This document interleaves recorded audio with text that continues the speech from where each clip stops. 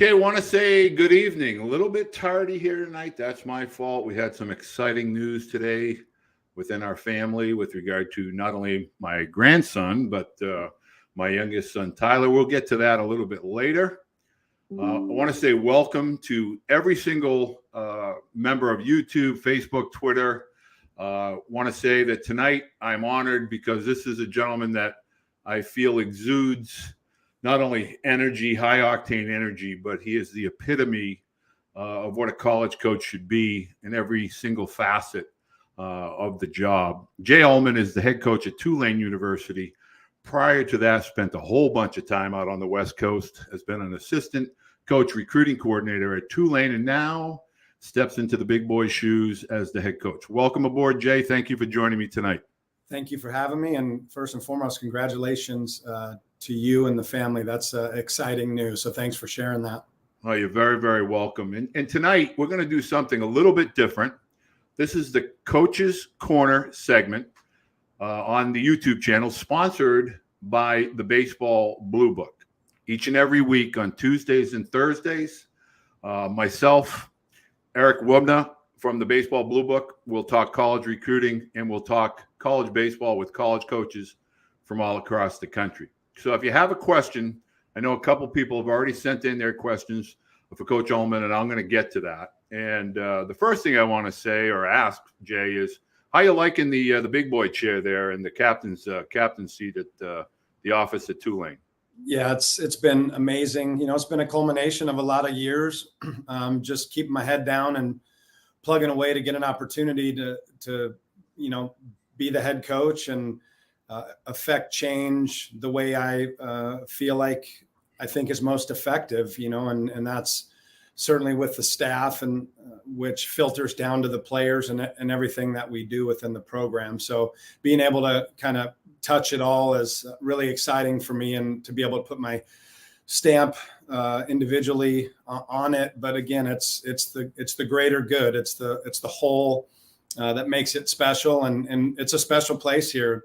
Tradition-rich history, and just really proud to be able to do this and be in this chair. A lot of people have come before us that have set us up for success, and we're planning on not dropping that ball and keeping this thing rolling and making people proud.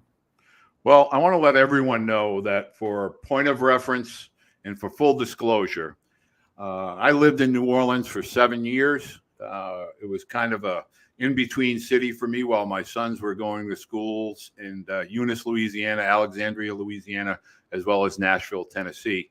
So I have sat at Tulane Stadium, Turchin Stadium, many, many times with Rick Scott, David Pierce, Juice, Travis Jewett. I'm looking forward to doing the same thing with Coach Uhlman. And so tonight I really want to take the time because of all the boatload of questions that have come in. And I want to make sure that you understand. I have an affinity for Tulane. I have no coaching relationship there. Neither of my sons attended there. But from a city standpoint, from a family standpoint, with the caliber of people that I got to meet and consider to be lifelong friends, the university is high academic, high athletic.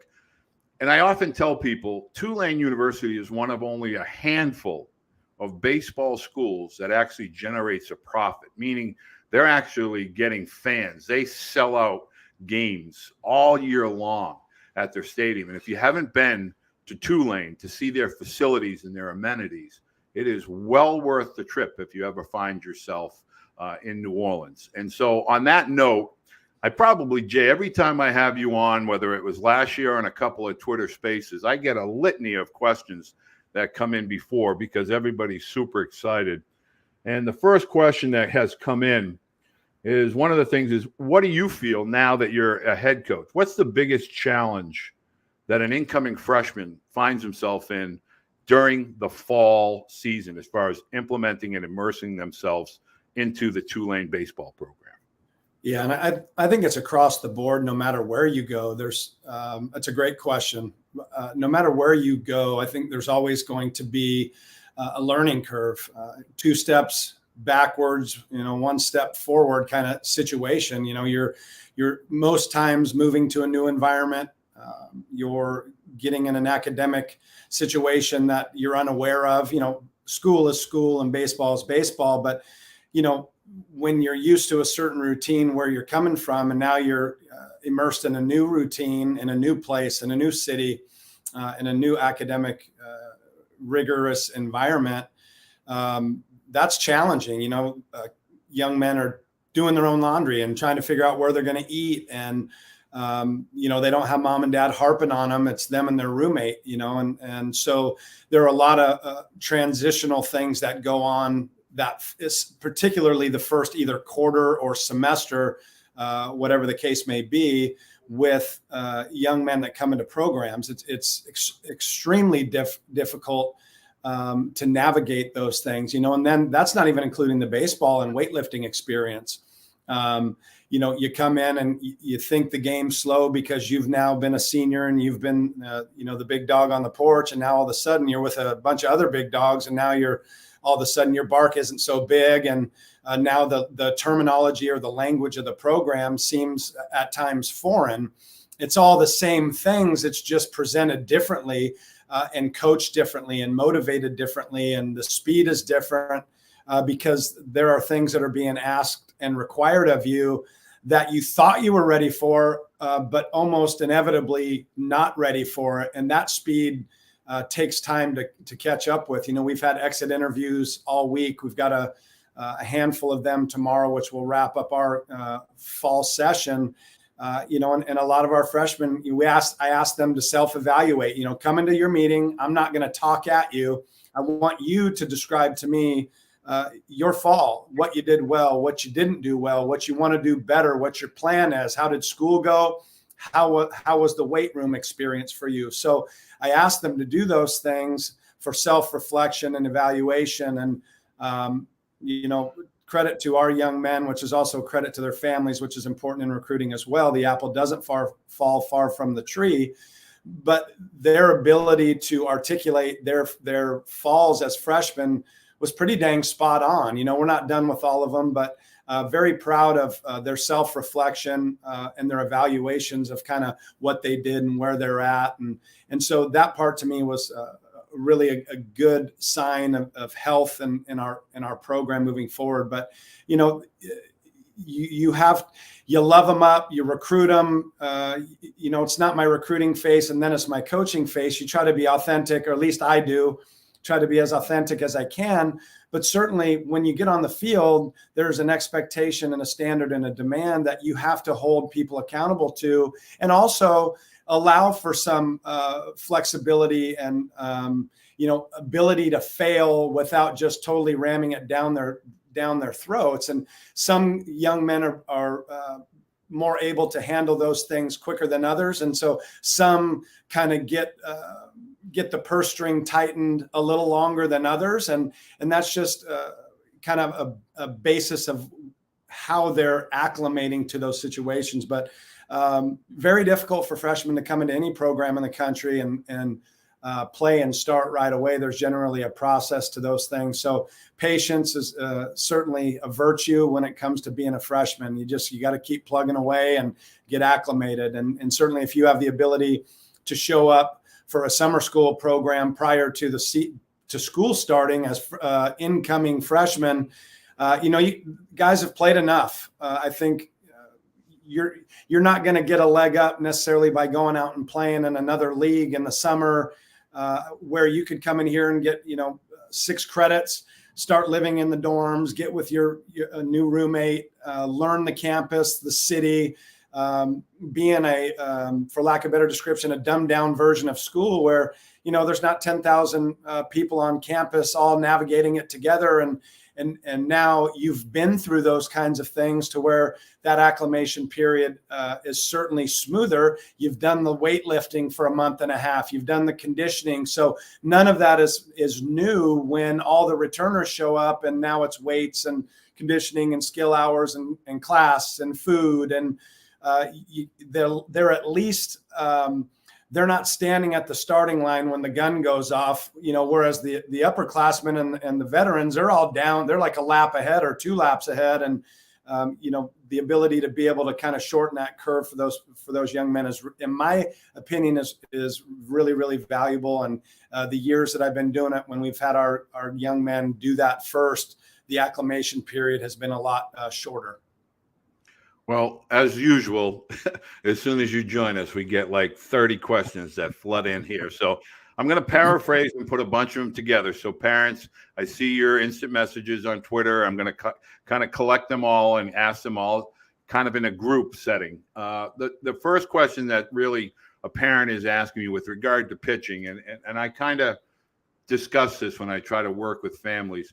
Can you explain to parents of high school student athletes in particular how truly challenging the transition is from not only high school, but travel baseball as well, into a major Division I university? I mean, almost every hitter has skills that are advanced. And so it's not so easy to make that jump from a freshman, as a freshman in college, from high school or travel ball. Can you talk to that a little bit? Yeah, absolutely. I think the prep athlete or pitcher in this case, since that's a specific point here, pitchers are wading through, in a good team, maybe one, two, maybe three really good hitters that are going to really challenge them.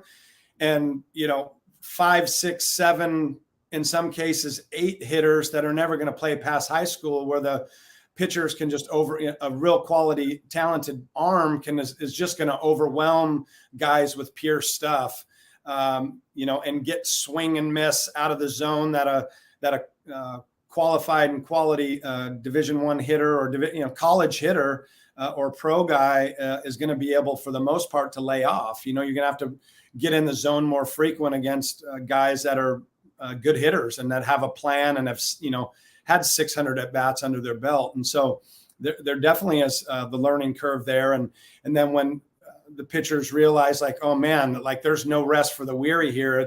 I got one guy out, now I got to go get this guy out. And, they're going through the lineup, and it's exhausting mentally and physically, because a lot of times those guys feel like they've got to pitch perfect to get outs.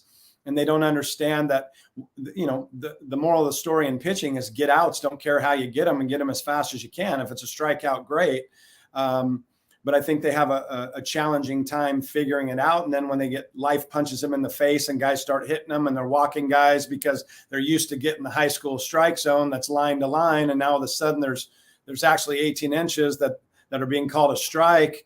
The zone shrinks on them, and now becomes a more fine pitchability, and guys, they nibble and they don't get calls. And so it becomes more difficult for them with having to be able to deal with that kind of failure. And, travel ball, there'll be teams that they run across that are pretty good top to bottom. But the amount of times they're facing those kinds of opponents, not near the amount that they're going to face, weekend and weekend out in whatever conference it is that they're in. So, I think the dedication to the weight room, the throwing program, the prehab, the post-hab, all the things, the core velocities and the bands, and marrying all that with all the new technology and TrackMan and those kinds of things, those are all critical pieces to helping them move their game forward. But it still comes down to mentality. And I think when guys have a lot of success for a long time, and then all of a sudden they stop having success,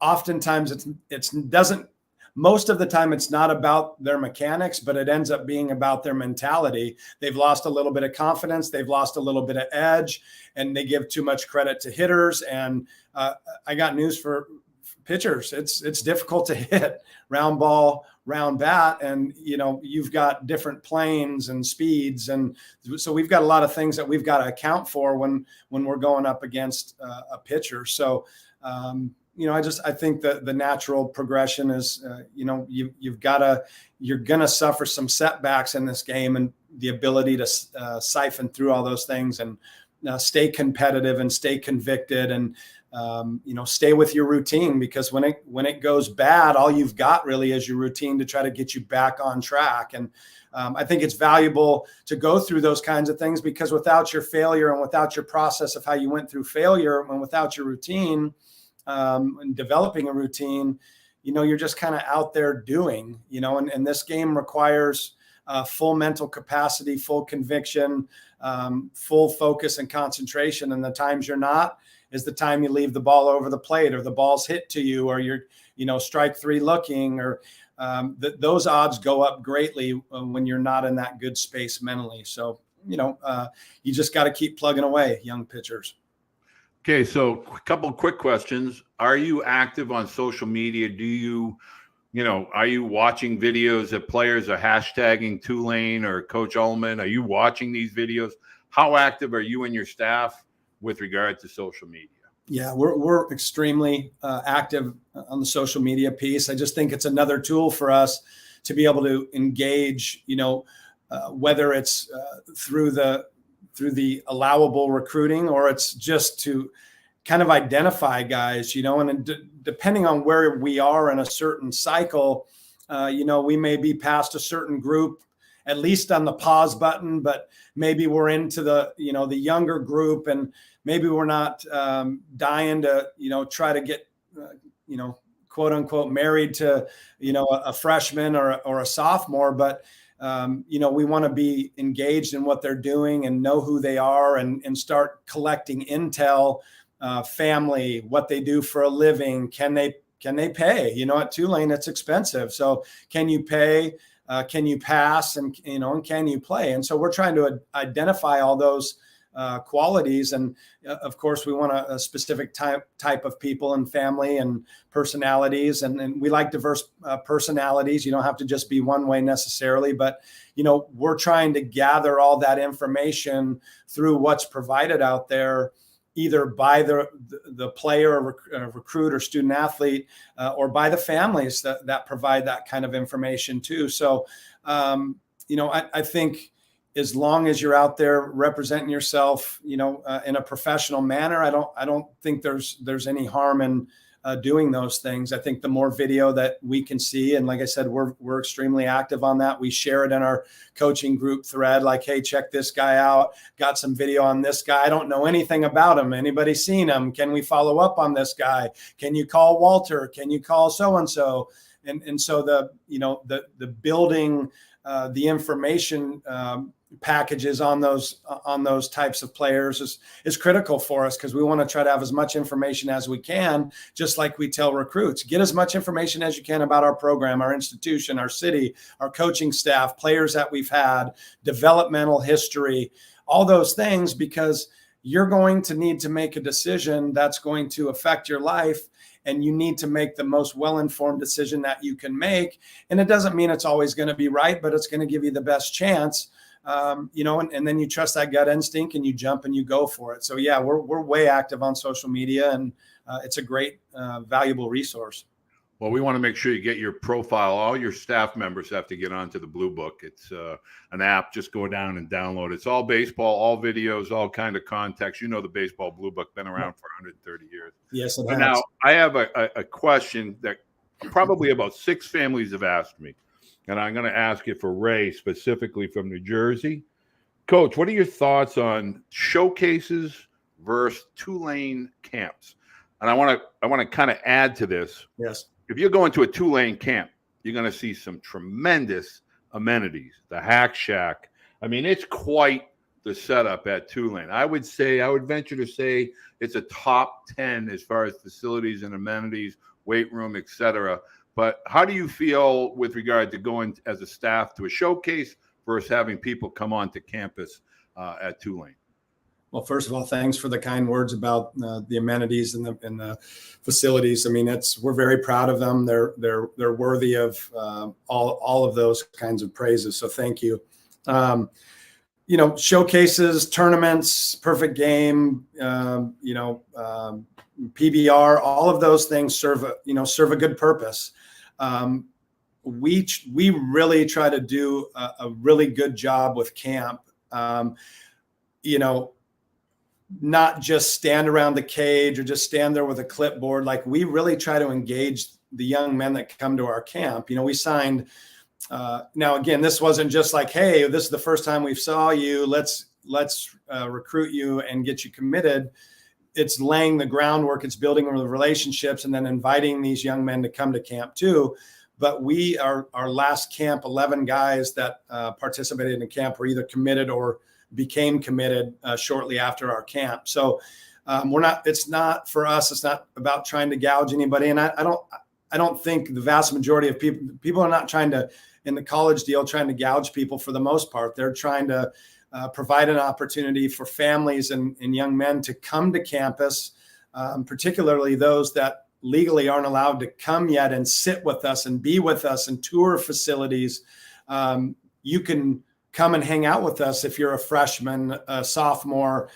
You can come get coached by us and see how we interact with you and other players, and you get a feel for whether that's authentic and real or it's phony. I mean, that's for you to decide. Do you like how we coach, how engaged we are or aren't?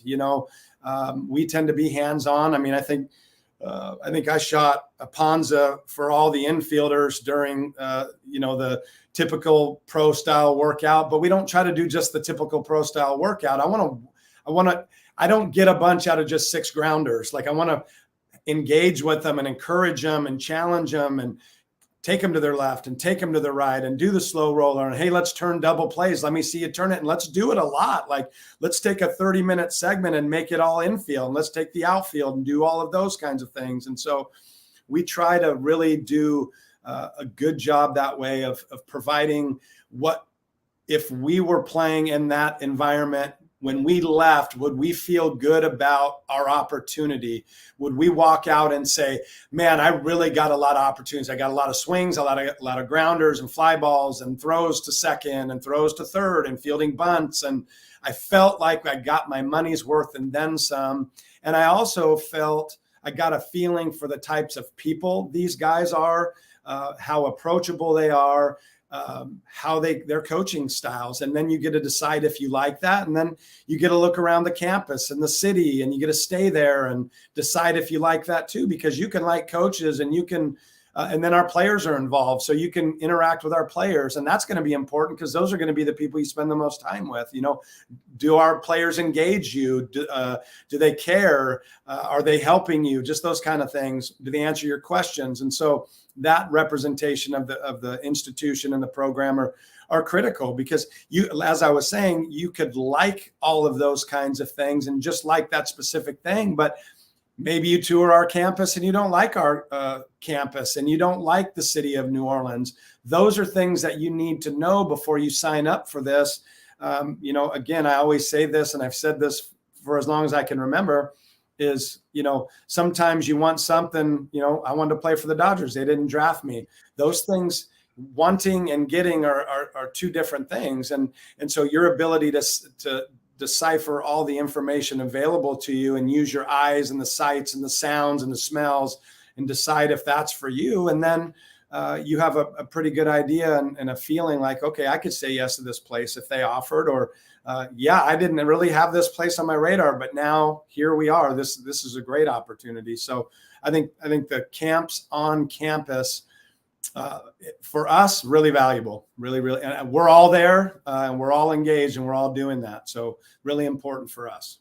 Well, I want to answer 2 questions real quickly because I've seen them come in. First of all, the airport at New Orleans to the Tulane campus at worst is a 20 to 30 minute drive, and that's if there's traffic. And the other thing is the campus area. I will tell you this, it's probably one of the most beautiful areas of the country. Yep. With regard to the trolleys, St. Charles Street, the yep. restaurants. Yep. Absolutely a first-class city for those people that have asked about New Orleans as a whole. Is Bourbon Street nearby, probably within a 5-mile walk. But, the Tulane campus is in a really, really attractive part of Louisiana. And if you've never been to Louisiana, you're going to love 2 things, the people and the food, over and above the baseball. So I want to make that clear because I have a lot of those questions. So, Coach, I want to ask you a couple questions that have come in.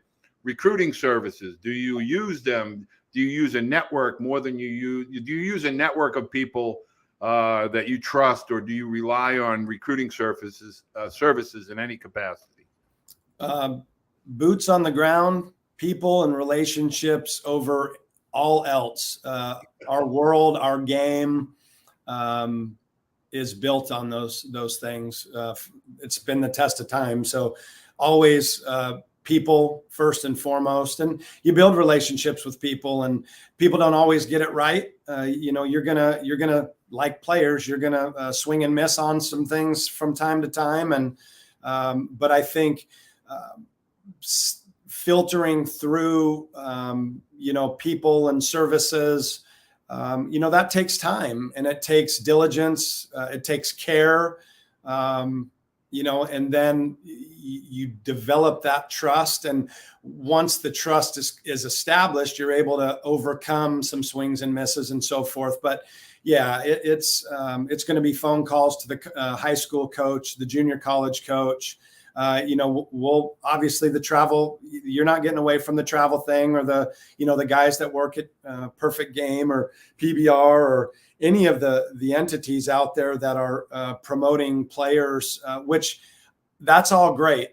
Promoting our sport, the more we can get people out there, the more options that people have. And, people without a real budget can reach audiences that they may not reach in any other capacity. So, it's always going to be about gathering, a bunch of information to kind of put it all together, and not just, hey, it's one guy's word. And let's cross-check that, not out of disrespect, but it's no different if you went to a doctor and they told you had a cancer. You have a choice. You can either just believe that doctor, or you can go get a second, a third, and a fourth opinion and put it all together and see what happens. So if the opinions all start coming back and everybody's singing the same tune, you can feel pretty good about that young man and his family moving forward. It's where you start getting, two guys over here really selling and two guys over here going, not really sure, man, you better check on this, or mom and dad are pretty involved. And so now, what does pretty involved mean? Like, we're all parents, so it's like we all love our kids. We want the best for our kids. Right. So there's different levels of involvement. So that requires another dive off the deep end to figure out, okay, what exactly does that mean? Now you got another guy over here saying this kid's not real. He's not a real kid. He's a bad kid. But you've got these other two that aren't saying the same thing. So, well, let me make my own decision on that. If one guy's saying he's a bad kid, well, why? What happened? Was it I went to a different travel team. I went to a different hitting coach, a pitching coach, there's a reason for that, so you got to find out the reasons and really dig in there. So all of those things are valuable to us. This is what I would say. I'm less inclined to deeply follow up on kind of the stock email or the stock letter that I've seen over and over for 26 years, that I know what's going on with that. You give it its due, and then either you move on, or a name goes, oh yeah, I know who that kid is, so like, I'm good. So yes, we use all those kinds of entities, people, services. Coach, can you talk a little bit about your out of conference schedule? I think Tulane is in a unique part of the country because you play an extremely challenging conference with Eastern Carolina and Houston and South Florida, Wichita State. But talk a little bit about that grind in your out of conference, because there's a few big boy names that you guys play year in and year out. And I think families really have to understand there's really no layups in college baseball. Yeah, I was actually talking about this today. I think you can take two teams and switch uniforms and go through the league and switch uniforms, and I don't think you wouldn't be able to tell a whole lot of difference, I don't think. So talent across the board, and as the draft has shrunk, more talent's reaching campus. So there's a little more parity that way, and more people are working at it. You're getting quality coaches that are investing, and the pay is higher, and so the everything ratchets up that way. But our out of conference schedule philosophy is kind of simply this.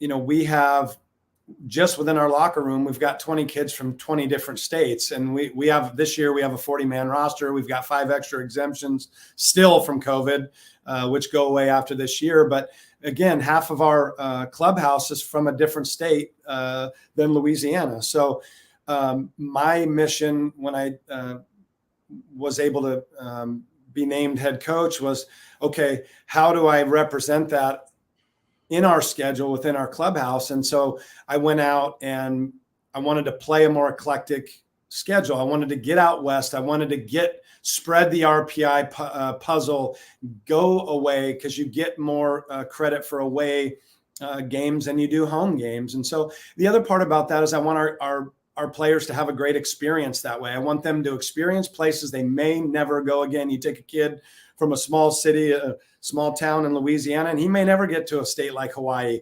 We're going to play at Hawaii. We're going to play at UC Irvine. We're going to play in midweek against Cal State Fullerton. We're going to play in the Dodgertown Classic Friday against UCLA, Saturday at USC, Sunday in Dodger Stadium against Sacramento State, and then finish our non-conference slate at the University of Hawaii. And 25, 24, 26, 27 all look very familiar that way. And that's all by design. I wanted to give them that opportunity. I wanted to spread the RPI puzzle out. I wanted to our schedule to represent our clubhouse and our alumni, because our alumni are all over the place. We just had an alumni game for the first time in 7 years a couple weeks ago. And we had 85 guys show up. Wow. And they came from everywhere, West Coast, South, East, North. So that was really cool. And so for us to be able to take our product and their alma mater and move it closer to them it's important to me, and it matters. Tradition matters, and the ability to keep our former players connected, and even those that didn't play baseball but support Tulane and went to Tulane. They can, if we're close enough, they can come see us. So I wanted to get us more out of the area, and again, represent more of what our clubhouse looks like within our schedule. Well, I want to just make sure the parent, Bill, as Coach Uhlman just alluded to, I believe he said 20 states are represented within the clubhouse. And so that should speak to the recruiting area, not just in the Southeast, in the Louisiana, Mississippi. There's people from the West Coast, people from the Northeast, Mid-Atlantic, et cetera. The number one thing you have to understand about Tulane, it is in the same class as a Vanderbilt, Stanford, Duke, UVA. You're talking about upper echelon academic, top 25 academic university in the country. You're talking about a top 25, top 30 baseball program. So these are the types of things that you have to understand. They're going to always go outside the state of Louisiana or Mississippi. They knock up against guys wanting to go to Mississippi State, Ole Miss, LSU, those bigger schools in that Southeast area. But regardless where you are across the country, Coach, I'm not trying to speak for you, but if you're a talented student athlete, and again, you can pass academically, you can play athletically, you're going to get on their radar, correct? Yeah, absolutely. And pay, it's $83,000 today to come to school here if you got no, financial help from either us or the school. And so that's a big bill. Not a lot of people can afford that. And so your pond within your backyard goes from, this to this. And so you have to be able to get creative. We've got some in-state opportunities. The legislative scholarship's been a valuable tool for us for in-state kids, and has stretched our dollar further. But we have to have families that understand the value of the education and what you're getting for what you pay, and we have to have that. And so again, not only does that shrink the pool, but then the talent that is good enough that we need. We're not just trying to recruit a guy just because he can pay to come here. I want him to get all the 3 Ps, and the play part can be a little rough around the edges or more projection, but it can't just be the guy off the street that can afford it to come here and play. We're trying to compete for a national championship and get this thing back to Omaha, and so very critical that we're able to have those components within the program. I think it's important also for parents, not to digress too deeply, but I would like you, if you find your way to this video, I want you to understand, prior to Katrina, I think it would be easy to say that Tulane was arguably a top 5 team year in and year out. They were going to Omaha a couple times there. They had one of their best recruiting classes. Katrina kind of shook that whole thing up and created some rocking of the ship, for lack of a better term. But Rick really did great things there. And then obviously under David and Travis, you've kind of carried that on. And now you take that torch and carry it forward. I'd like to finish with two questions, if I could, Jay. I want to be respectful of your time. The first one is, everybody's going to ask this question. I got to throw it out there to answer for folks that are joining us. Priority with regard to your recruiting. Is it portal, JUCO, post-grad, high school, or is it the best guys you recruit, the best guys regardless of how you get them? Yeah, I think we certainly want to get the best players. I mean, that's the mission, because it is the Johnnies and the Joes. It's not the X's and the O's, right? It's always people over. I like that. It is. It's people over policy. It's people over, a system. And so you got to get really good players. So we're always trying to get the best players, that we can. And I like the high school kid because you're able to have him for an extended amount of time. And the short-sighted part of that is that they're not always, as I said in the very first part of this show, is you're gonna struggle with them early because they're trying to figure it out. Whereas your portal guy, your grad guy, your JUCO transfer, at least they've played college baseball and they have that experience under their belt, so they're not overwhelmed by that. But regardless, the JUCO guy still's got a transition phase. I was a junior college player and transitioned to a Division I, so I'm acutely aware of the challenges of, going from one system to another, and you're still changing schools and cities and states. And so there's still all those kinds of things that come with going to a new place. So ideally for us, we're able to secure the lion's share of our recruits through high school means. And then we try to project out, whether guys, the attrition of what happens to guys, whether it's best that they leave or they decide they want to leave or they fail out of school or they get drafted, or they decommit, then you go to plan B, which is, okay, JUCO, okay, let's keep some in reserve for the portal. Cause we know now, 3,000 kids, 4,000, I don't even know. It was a lot of kids in the portal, and a lot of them don't end up landing on their feet, and so again, there's a reason sometimes you're in the portal, and now there's some games that go on in the portal, and in terms of leveraging certain things and draft and needing a fallback position if the draft doesn't work. So you're still recruiting in the portal and you're recruiting the high caliber guy who's draft eligible, but you still got to recruit under him because he's using you to get the draft, and not necessarily using you, but it's just the game that we play. So you've got to do your due diligence with kind of the temperature of the players, the temperature of the recruits, and then try to plug and fill and play with, the JUCO, the portal, and the grad transfer. So, I think you've got to have a healthy balance of all those things. Those young guys need older guys too to figure out how to play this game and go about their business and what it means to work. Because, the high school guys, they think working's going to play 4 games in a tournament and holding up a trophy and getting a ring and go to hit at the facility for 20 or 30 minutes a day and lift weights a couple times a week. But it's that's a whole different ballgame when you continue to move up the ladder. It takes more than just what you were doing. Otherwise, it's just going to be the same results and maybe even worse results. So we need those older guys to be able to help those young guys navigate and teach them what it's like to be professional and be a college baseball player. So I'm going to kind of go rogue on you here because I know that this is something that you'll answer directly, and I respect your opinion on this. Social media, I talk to so many parents, and I would love if you could just look directly into that camera, tell every single student, athlete, and parent, you're an incoming high school senior, you're going to be a freshman in college. Fall baseball. Give them an idea of what they need to be doing now, not in the summer before they come to college, but right now. Give them an idea. How can they begin to separate themselves and truly prepare to be a college athlete during their first freshman fall? That's a doozy. It really is, because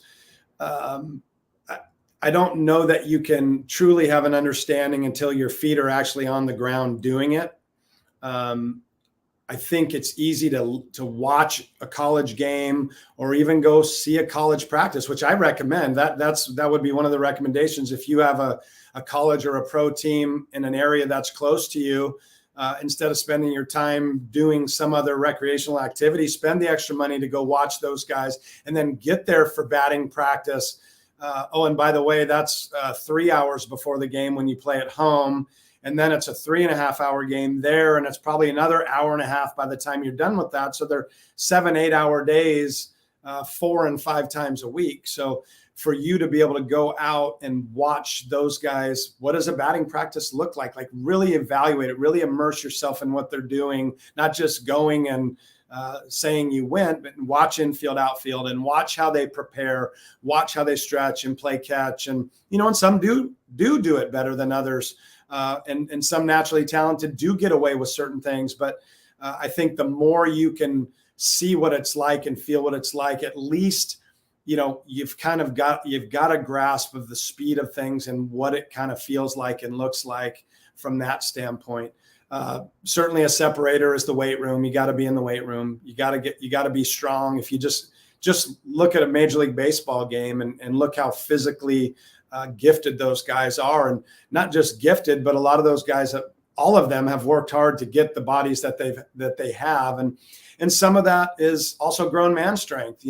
Sometimes you're working hard, but it's just, you're putting on 15 pounds, you get in the season, you lose 10. It's like, dang, I did all this and then I lost it. And that's just, some of that's progression and the ability to eat right, because maybe you can't afford it or you don't have the time to do it right. Whereas they're professionals and that's what they're doing. And they've got cooks and nutritionalists and those kind of things. So, do as much strength and conditioning routine that you can, and flexibility and core stability and things that are going to improve your body.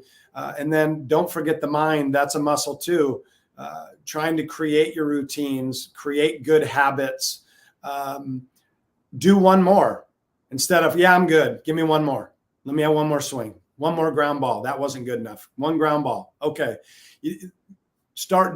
Do one more, do 5 more, do 10 more. And the compound effect of that as you continue down the path is more reps. The guy who has more reps is going to be the more experienced guy, and he's going to have a better chance for longer success down the road. So again, creating those routines and those mentalities, and really, as stealing from the guru, rest his soul, Ken Ravizza, being prepared when you're on defense, get in your circle, 6 seconds, get out. That's the game, is a ebb and flow of 6 seconds. It's just, you're in, you're out, you're in, you're out, you're in, you're out. So do you train like that in the batting cage? Do you actually take rounds where you get out of the box, get a breath or get a sign, get back in, strap your deals like Garcia Parra used to do? I know some people probably don't know who that is because it's hard for youngins today to remember.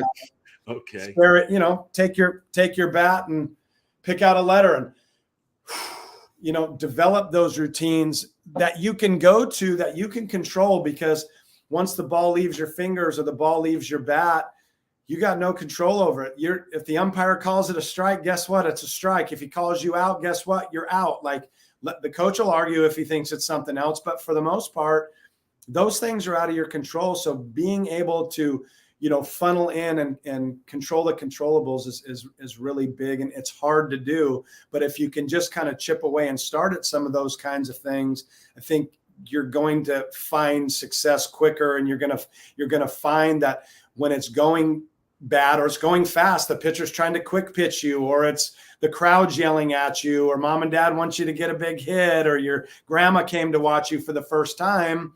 The person without a mental game, the external factors distract you. External factors distract anybody, professionals, acutely aware, mental game people. We're human beings. That's a natural thing.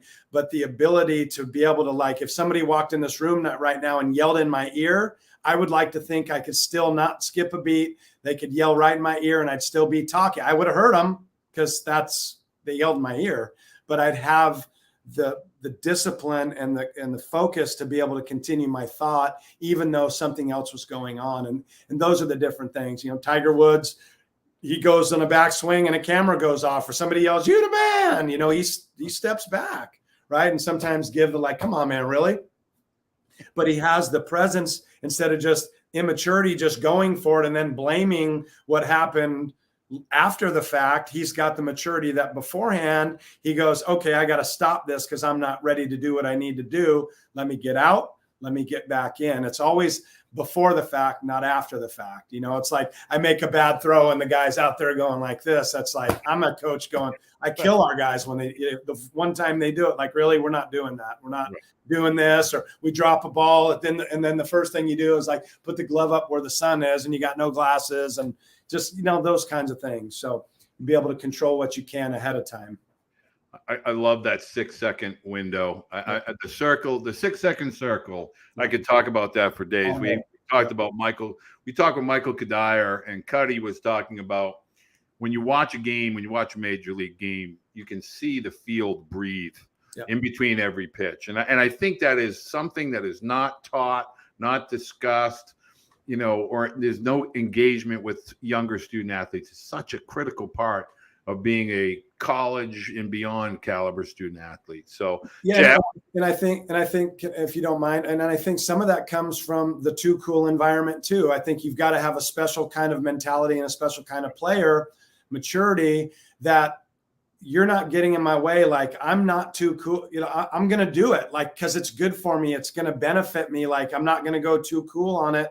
That's really important. And I think we've all fallen victim to those kind of things. And that's part of the process. But the quicker you can get through I don't want to be ridiculed by my teammates, or the real guys can get through that. And I think, players ultimately respect those kinds of players that are able to take the ribbing but okay, this guy's really focused in, let's let him do his thing. And now it's not my at-bat anymore. Now I can, kind of be out of my circle in a different kind of a space. So, and I will tell you, as if you're a parent or student athlete that finds your way and you're really listening to what Coach Uhlman is saying, it's a separator. That's a sign of maturity.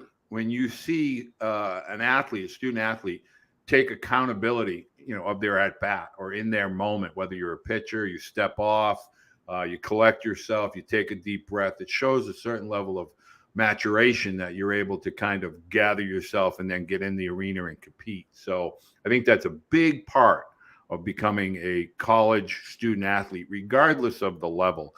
And so, again, I think we break records every time that you're on. And I want to make sure parents understand Coach Uhlman has already said that he is engaged with social media.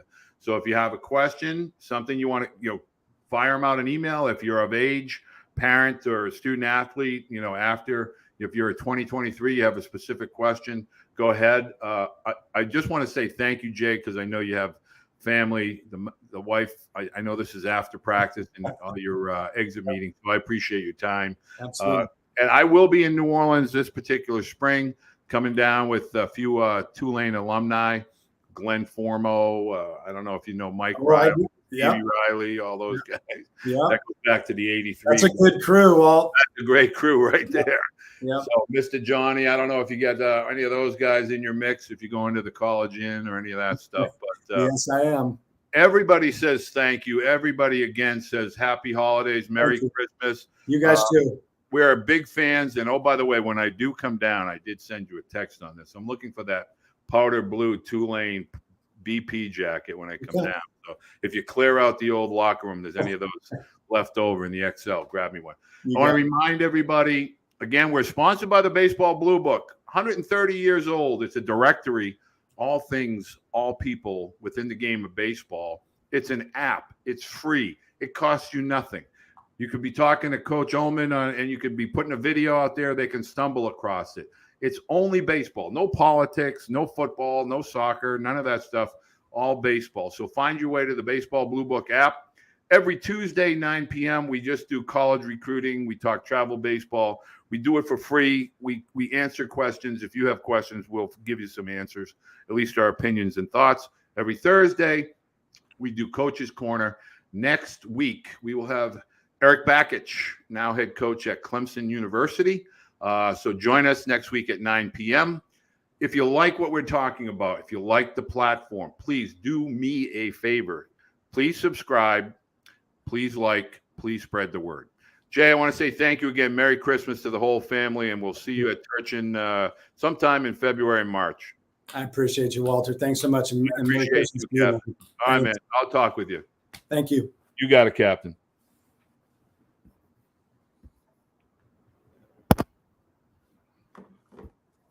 Hold on one second. So,